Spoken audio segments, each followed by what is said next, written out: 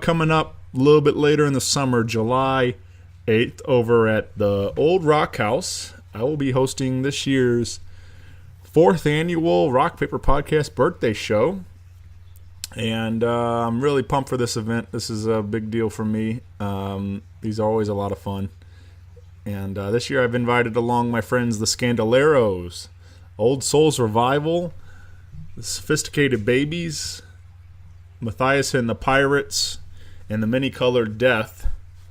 And we're going to have a really great time over there at the Old Rock House. Tickets are $10 for that event.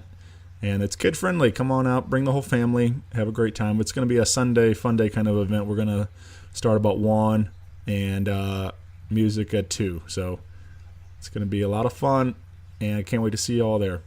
All those details for both events can be found on rockpaperpodcast.com. And, of course, events on the Facebook page. Click RSVP. I hope to see you all there. Thanks, everybody. What is up? This is James with the Cerebral Entertainment Podcast, and I am here to tell you about an event that is going to blow some socks off, and I hope some of those socks are yours.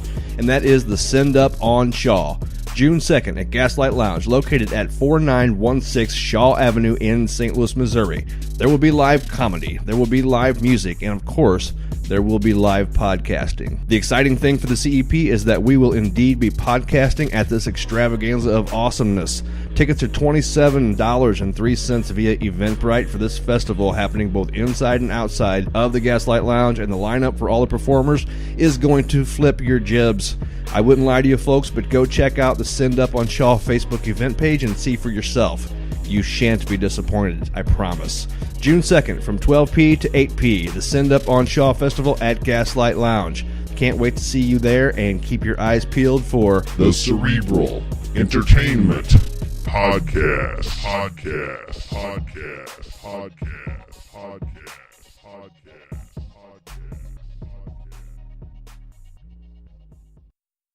Hey everybody, Shane Presley here, Rock Paper Podcast. I want to tell you about my friends at Music Record Shop.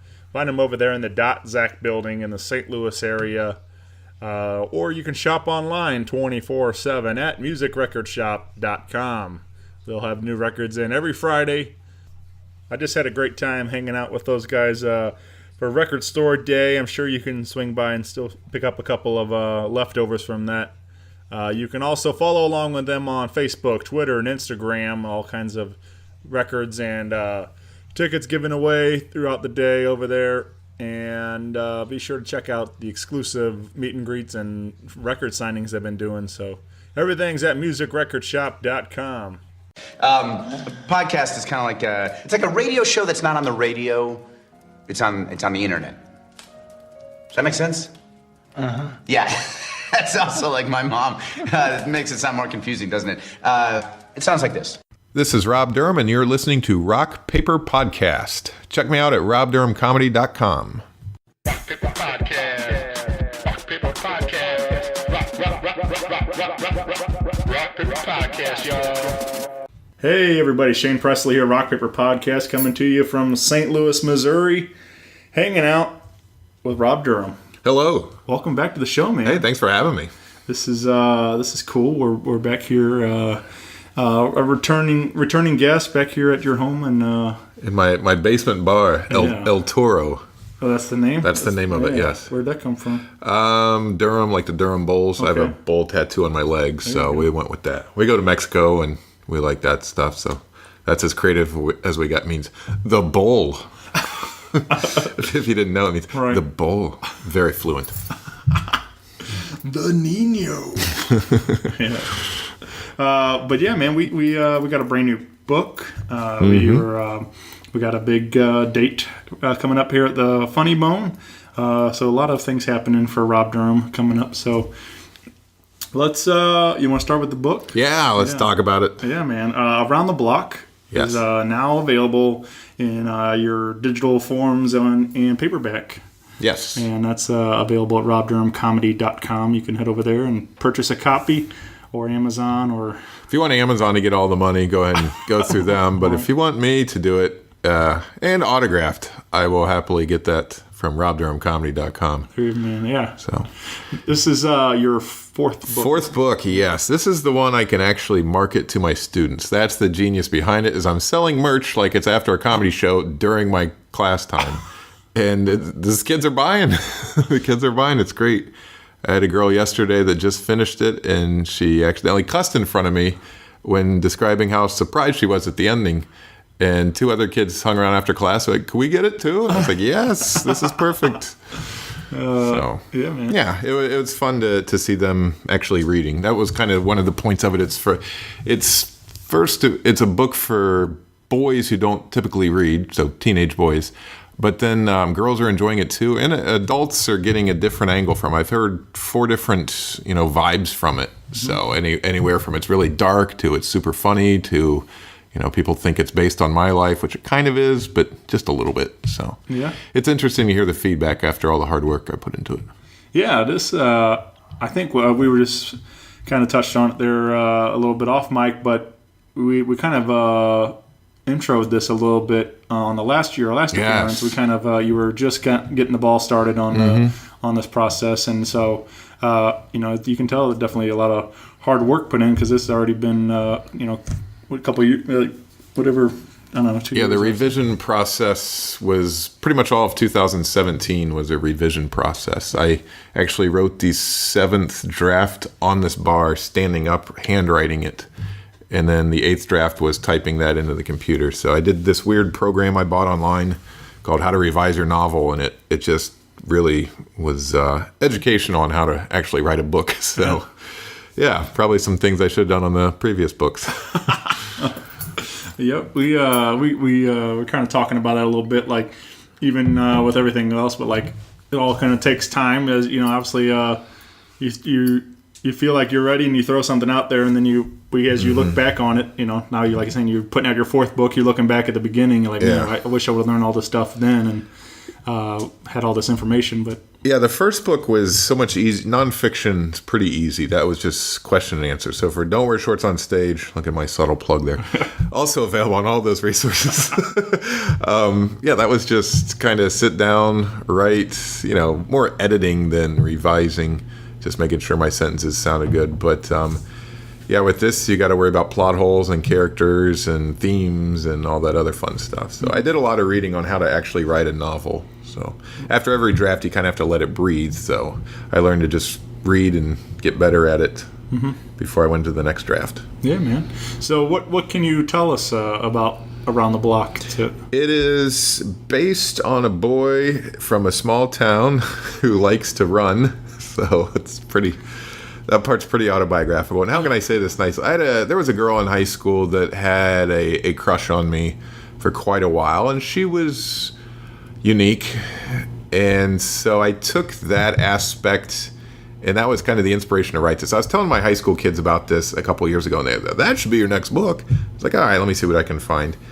And kind of all those small townisms are fit into that. So, the setting is definitely very familiar with the people from my hometown. They're like, oh yeah, this is definitely, like, it talks in the first paragraph about you can tell which way the wind is blowing by what kind of manure you smell. Right. There was turkey if it blew north. It was, if the wind blew west, it was pig, and everything else was cow manure. So, but anyways, this girl had a crush on me for quite a while, and it almost became kind of a running joke at school. By my senior year, that's all anyone really talked to me about. I was a pretty quiet kid, so if girls talked to me, that's what they would bring up.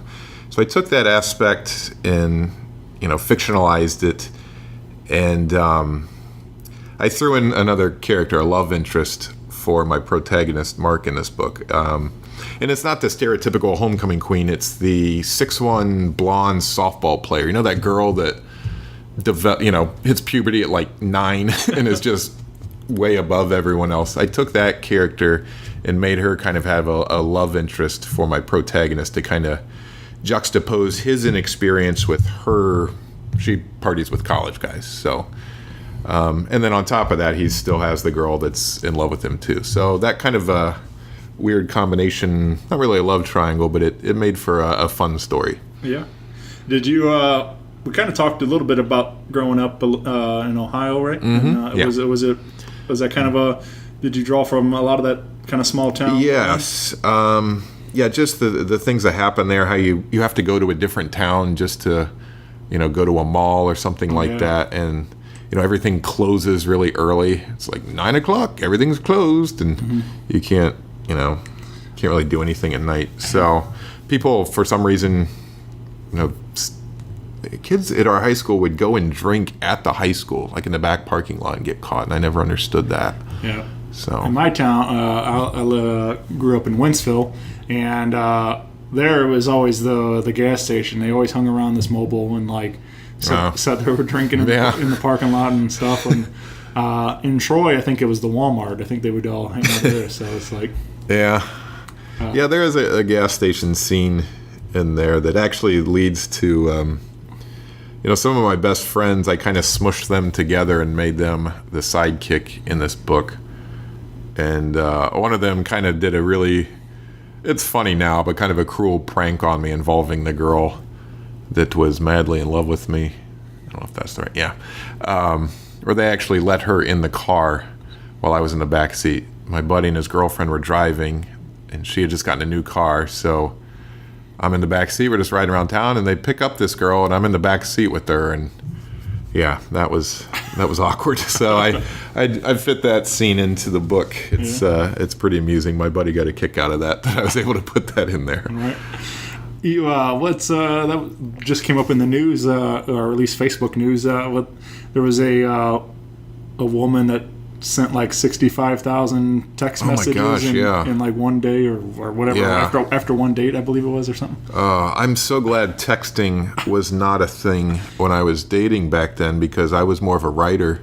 I left a couple creepy letters, I'm sure, to girls, or emails when theirs first came out, but thank goodness I could not communicate with them because I was a lot more fearless when I was writing than actually saying stuff. So maybe I would have actually done a lot better now that I think about it.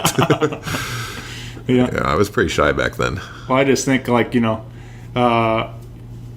it's just funny that story's in the news, and then yours is kind of a not exactly but it's in that kind of vein of having I mean, I kind of, my original title had to do with stalking, and as I got feedback, people were like, that's not stalking in your book. That's don't how dare you mock that term? Like, I didn't know I had to be PC with the term stalking, but I did, and I learned something. So, that was kind of made me change the title. So I think if you're having trouble finding a title for what you've written, just go to a similar genre and get the rhythm of the titles from it. I just went to Amazon Young Adult and just kind of skimmed through titles, and then I got the beats, and then Around the Block. I was like, I explained it to my students, and a lot of them didn't know what that meant, but some of them did. So it's enough just to be like, is this about sex? Yeah, kids, read about it. So you said you shared the story and stuff with the kids, and is that dialogue come up a lot, like just between you and the students, and to where they can throw in ideas like, hey, that could be the book? I mean, is that well, when I wrote the first draft, I would post a chapter on the blog, and I had these two boys that were Justin and Jack. They were very they were hooked on it, like it was like a serial novel to them. And so they'd read the new chapter and see me in class the next day and give me feedback on it. And the one kid, even he goes, Mr. Durham, I don't read a lot of books, but I really enjoyed reading this one. So I knew I had something then. And I could get, if you can get teenage boys to read anything. Right. No offense, guys, but I was the same way. Yeah. I don't know. Like there was a couple of books that I can still recall. I think there was a book called Slam. I was real big into basketball growing up, and it was a book regarding basketball. So it was something I couldn't really connect to and stuff at the time. But other than that, I don't, I was when get into high school and you had to read Great Gatsby and stuff like that, or what? It's nothing really did it for me with those books. And the young adult fiction back then was terrible. It wasn't until I read The Absolute True Diary of a Part-Time Indian by Sherman Alexie. I read that for a college class for my teaching certificate, and I was like, well, yes, I would have read this as a kid. And it came out in, I want to think, say 2005 or 6 or so. And so it's a lot better. They're a lot racier. I can't believe the stuff that's in our school library. It is, I don't want to say filthy, but it's, wow. I would have read that back then. So. Yeah. So now, like I said, Around the Block is available everywhere. Have you started thinking about the next thing? Yeah. Well, I kind of pigeonholed a sequel to it. I'm gonna let it breathe, and before I need to let those characters rest. This summer, I'm just gonna kind of write a novel for fun. It's called. I don't know if this is cheesy or not. I'll get your opinion. It's based off of Pearl Jam's Black. The lyric, Somebody Else's Sky will be the title. At the very end, he says, I know someday you'll have a beautiful life. I know you'll be the sun in somebody else's sky. So I was like, oh, that's a good title. So it's about a 26-year-old who's been with the same girl for 7 years.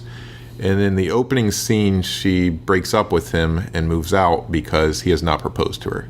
Her birthday's gone by, Christmas has gone by, and this is New Year's Eve, technically New Year's Day at 2 a.m, and she leaves him then.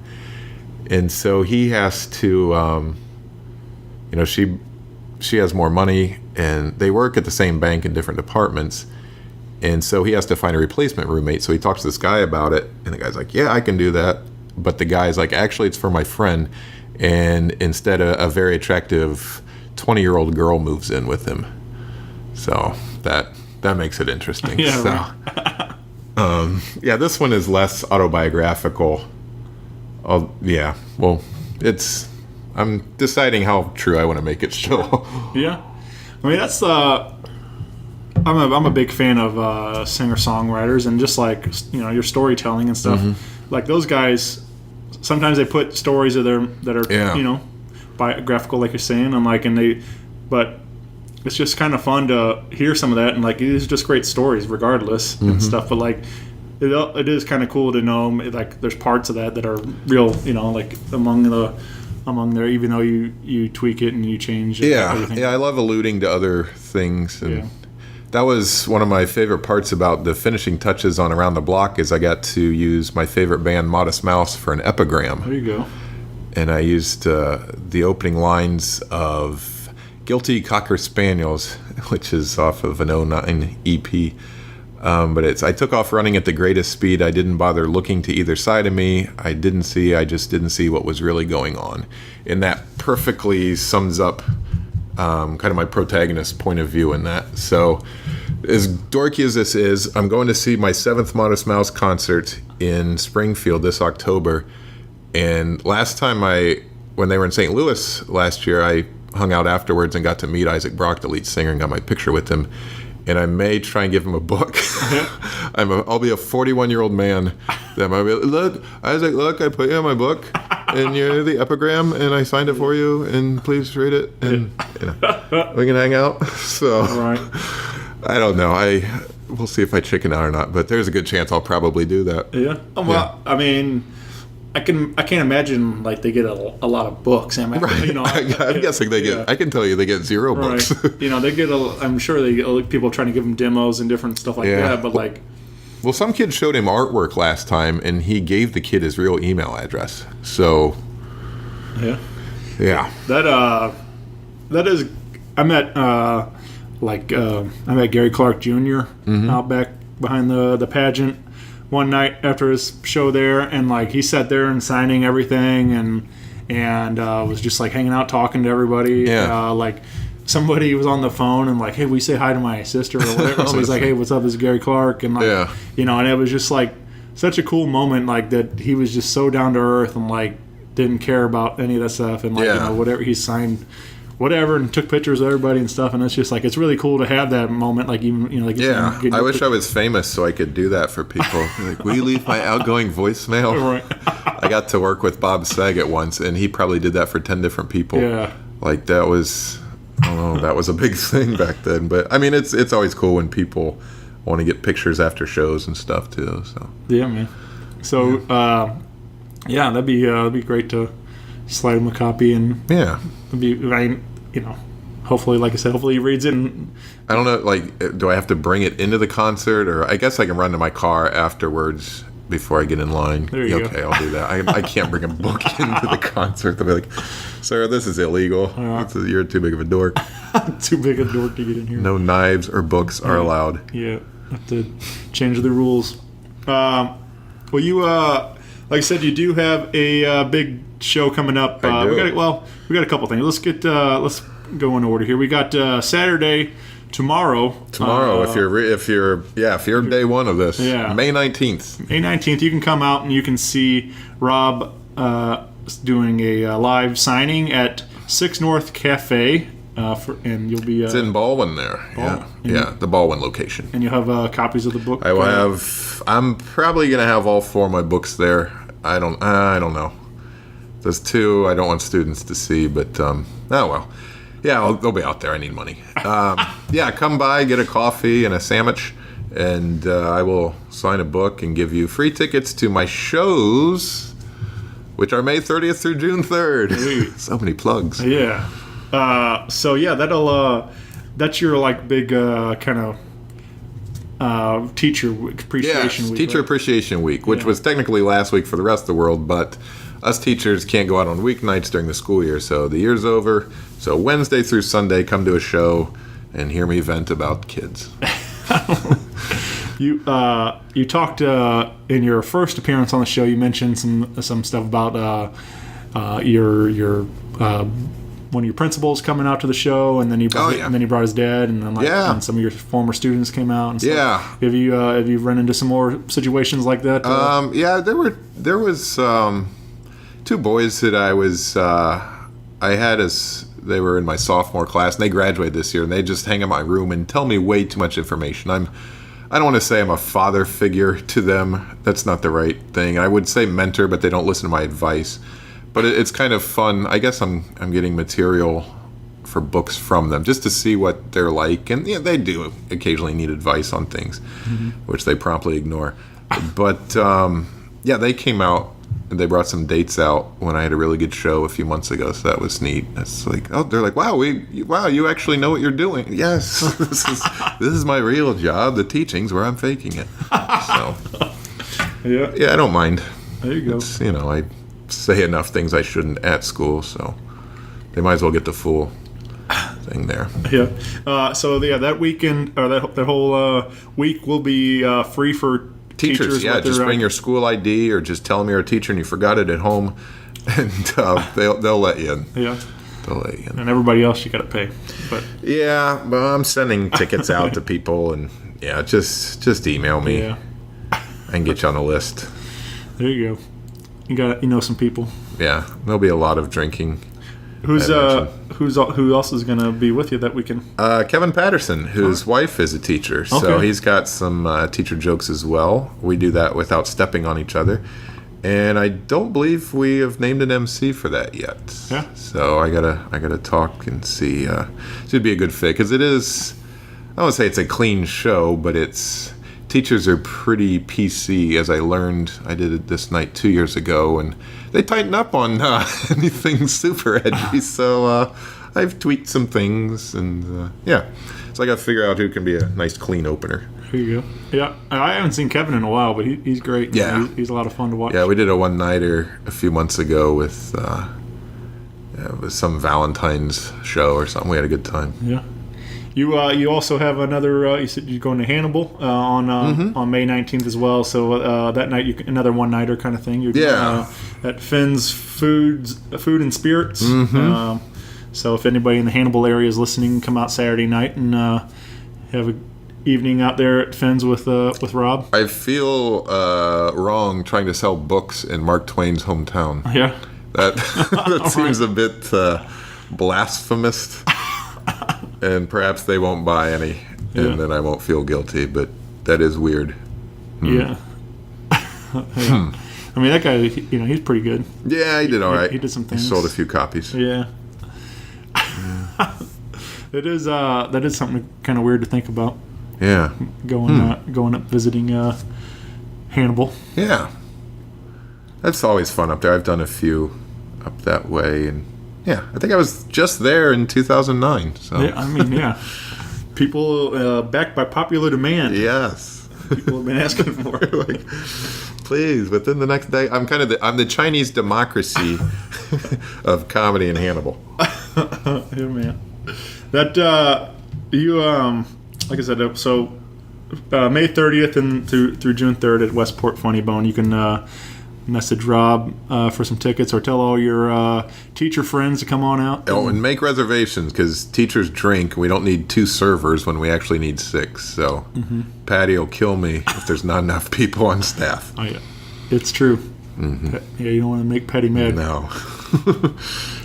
And then so we got the paperback. Is there any plans to do a hardback or anything? Nope. No? No, it's no, it wouldn't be cost efficient to do it. I think I could, but it's it's a 200-page book. What's the difference in that? Like, I mean, I know besides cost, but like, it seems like people make a big deal about the paperback or the hard copy version. Yeah, I think it's kind of like having a CD versus just the digital copy of something. Maybe it's just that slightly better aesthetic. I mean, I'd like or the vinyl copy. Yeah, I'd like to. I'd like to eventually do that. Well, I'd like to get published, but I don't have the patience to wait for a publisher. And I probably still have a few books that I can self-publish before.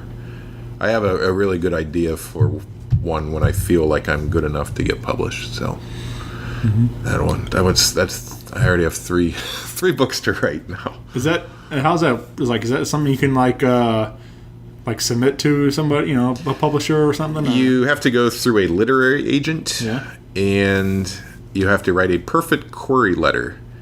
And so I tried that. I went to workshops. I read books on it. And it's just a short letter, 3 paragraphs, where you hook them in the first paragraph, kind of give a summary without giving away the ending in the second, and then tell them briefly about yourself and your credentials in the third.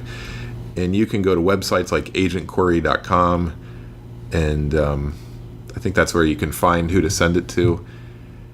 And then there's Query Shark and all these feedback things, because you got to get it perfect. And so I put my query letter on there, and the people were, they were meaner than comics on the feedback. Like, I thought, comics are mean. No. I was like ready to cry. They're like, this is stupid. So it's just rhetorical snark. It's like, why are you doing this? So, yeah, that didn't work out well. I did send some query letters out, but I got rejected on 4 of them, and then I didn't hear back from the other 6, and I was just like, you know what, just self-publish it. All right. Maybe I'm not ready to publish, or I just, like I said, I want to be able to sell them after my shows, and to get published usually takes a year and a half. And I was like, no, I need results now. Right. Is that, I don't know. I'm like, I had no idea about that whole process. So, like, it's, even writing a book or whatever, so that's interesting to me to learn some of this stuff through you and stuff. Yeah, publishing, you got to look at it as being the equivalent of a headliner in comedy.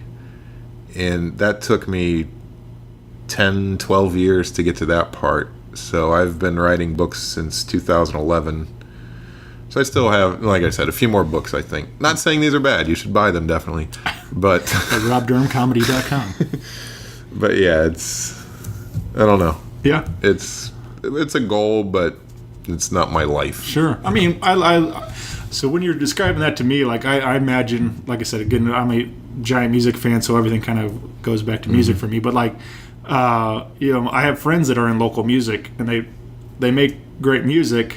They're not on a record label or anything like that. So like, it doesn't take away from the fact that it's not good enough to be on a label. It just has. It's fun. The art process is really fun with it. And it was so refreshing after, years of just doing comedy to actually have a different outlet for creativity rather than writing jokes. So, I don't know. I became a pretty avid reader once I started teaching English. Go figure. So. Yeah. I got a buddy, Phil. He's also a teacher, and he writes these little post on Facebook and of dialogue between him and some of his students, and It's one of my favorite things throughout the day when I see something that he writes on there, just because like Yeah. the stuff that they say and then his response are just crack me up. But like, you know, he does give these kids a lot of advice and a lot of you know, and it's you can tell he's built a great relationship with a lot of them, like where like, you know, even especially now here at the end of the year, like how many kids are like, you know, thanking him for different whatever, you know, it's like for different stuff to make that kind of an impact on these kids and stuff. It's like, yeah, it is nice to. I got a card today from a senior, and every once in a while they'll get me something at the end of the year, just a few. But I have a big folder of keepsakes for when I have really rough days. I just kind of go through that and remind myself that it's not always awful. Right. So. Yeah, sometimes you need little reminders. Yeah. Usually the teachers and the kids, we start to get sick of each other early April, right after spring break, because they're ready to be done. Sure. And we still have more stuff to do. Well, you got map testing comes in there and stuff too. Yeah, and then I coach golf, and it's pretty hectic to finish out the year. So today I told him 2 days ago, I've run out of stuff to teach you. We're watching movies. Here's your study guide for the final. If you have any questions on it, Google it or come see me in the morning. Yeah. What movies do you guys watch? Stranger Than Fiction in 3 of them. That's that Will Ferrell movie. Yeah. And then the other class voted for American Dreams with Mandy Moore and Hugh Grant. It's a satire about American Idol. It's pretty good. Yeah. So, well, they wanted to watch Goonies, but my disc is missing. So they were pretty disappointed when they voted for Goonies. And I opened the box and it was gone. So, yeah. I have a VHS copy. If you. Oh, we did not have the equipment for that.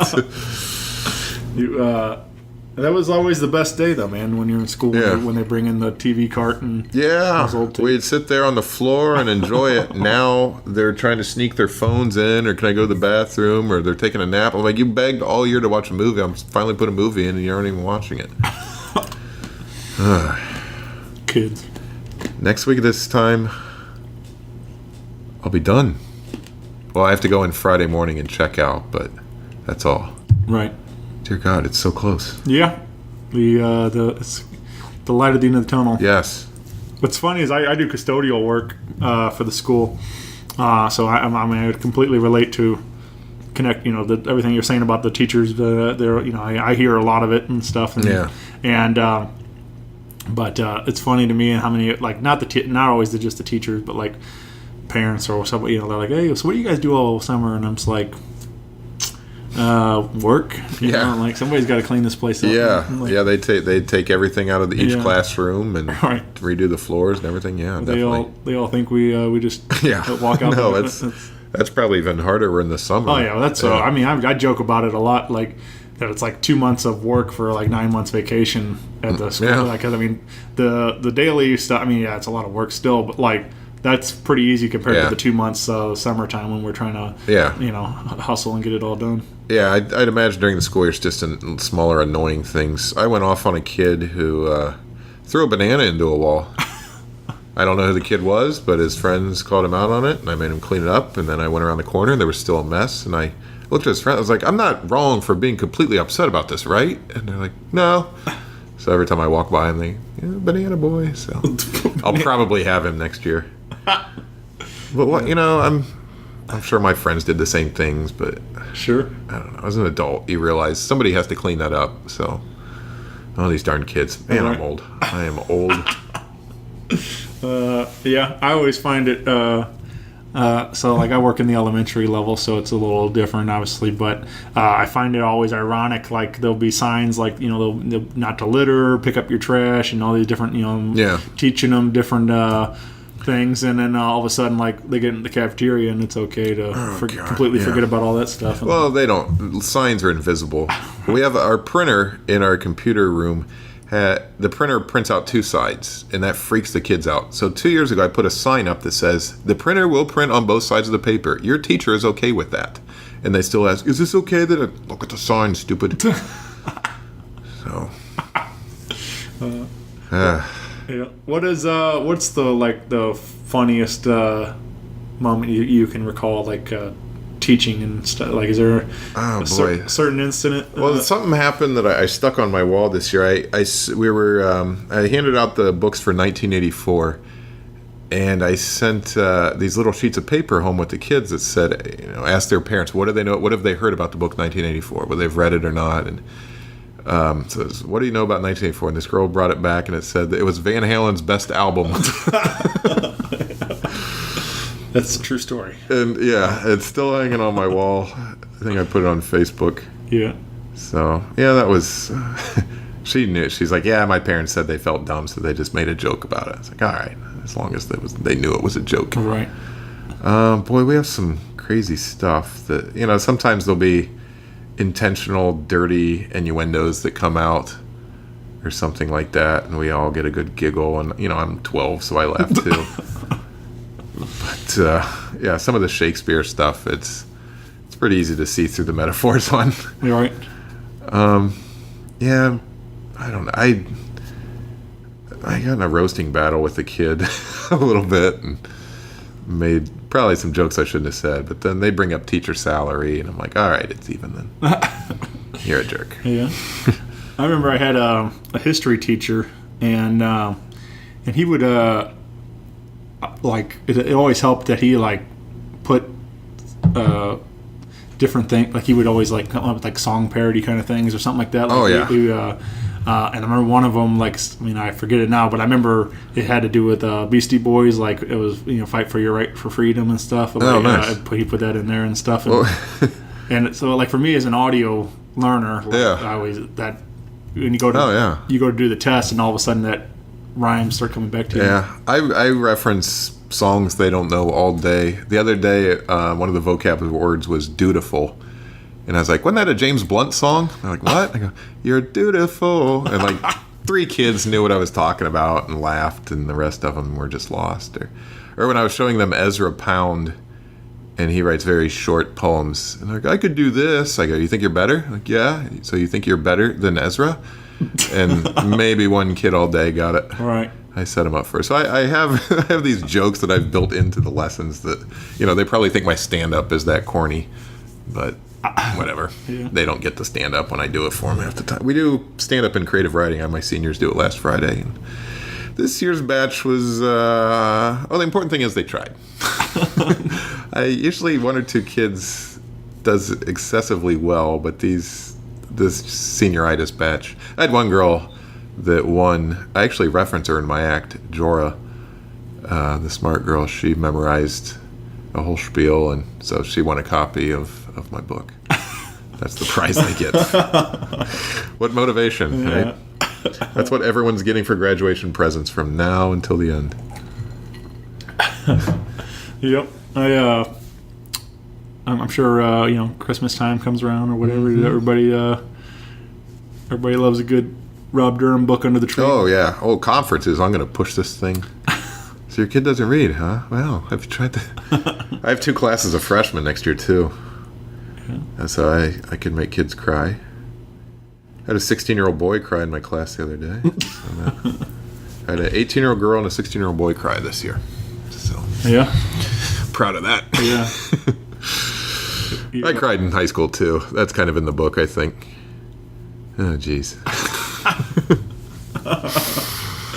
Yep. I'm excited, man. I only you sent me a copy, and I got through the first 2 chapters. It's been a crazy week, like I was telling you about, but I do plan to finish it and find out. Especially you said that the ending is so shocking. That there are curse. There are 3 or 4 twists at the end, and then with young adult, I wanted to, as they say, drop the mic on the very end, and I think this does a good job of that. I had kids that one girl threw the book. She's like, "Oh my god!" and just went crazy on it. So yeah, it's a quick read. Most of them, I've had a few students read it in one day too, so that always feels good. So yeah, check it out. Yeah, I that kind of reminds me of the Avengers. Did you watch the new one? I have Civil not. War? Or not Civil War. Infinity War? Yeah. I have not. Well, and I won't talk about I think it's already been spoiled, but don't say anything because, but it was that was a one that was like the ending had everybody, jaws dropped kind of stuff, and it was pretty wild, man. So I'll check it out. yeah, it's a good one. I don't know if you follow any of those, but Certain ones, but it was a lot of fun. Just the fact that all of them, all this, every one of the Avengers are in all these Guardians and everything else. They were all in the one movie together. So it's kind of like a hip hop concert. All the guys just come together and featuring. Yeah. Well, speaking of that, there is a big '90s hip hop show coming to town. I don't know if you've seen this, Bill, but it's Vanilla Ice, Tone Loc, Rob Bass, Naughty by Nature. Not because I hate you. That would be worth it alone, just Naughty by Nature. Yeah, it is. Tretch is great. I was like, I think they had, it's like for the first week or whatever of sale, it was like lawn seats were $10, and I was like, I'll pay $10 just to see Vanilla Ice do Ice Ice Baby like that. Oh gosh, that's gonna be silly. Yeah, that alone would be. I'll pay him not to do any other songs because he's got that "Stop That Train." Yeah, I forget the others, but yeah, we're going. What about Go Ninja Rap? I don't remember that one from Ninja Turtles movie. Oh jeez. Now we're going to see Iron and Wine and Lord Huron. Basically the same show, man. It's like how dare you?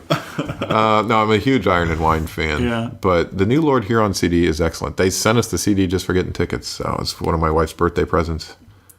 Yeah, that's the sad part of music today. That they're just giving you you buy our tickets and we'll give you I know. Nobody's buying these records anyway. Let's give them away. It's like people that are selling books and putting free tickets in it.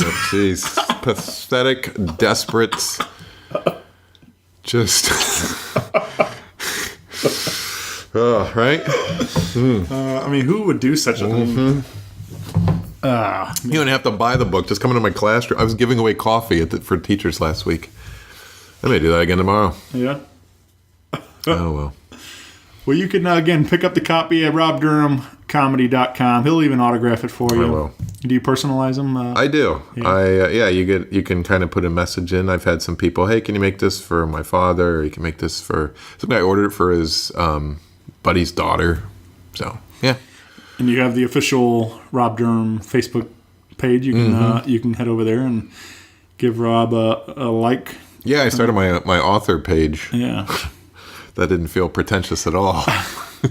Well, I did see you are getting some activity. You shared a screenshot of you got a man from Russia. Yeah, messaged you. Yeah, he emailed me on Instagram about don't wear shorts on stage. Yeah, that was awesome. Yeah, because I get some Amazon Europe sales over there. So I was like, who's actually buying that over there? And is it working? Now you know. Yeah, yeah, that was great. That was really neat to see. But that's the fun thing about the internet when you get those kind of moments where you can connect with somebody the other side of the world and then they happen to like your stuff. So yeah, somebody tried to order a book through me autographed from Australia, and it was gonna be like $42 to me. I was like, dude, you're gonna have to go through Amazon. I'm not losing $30 on this transaction.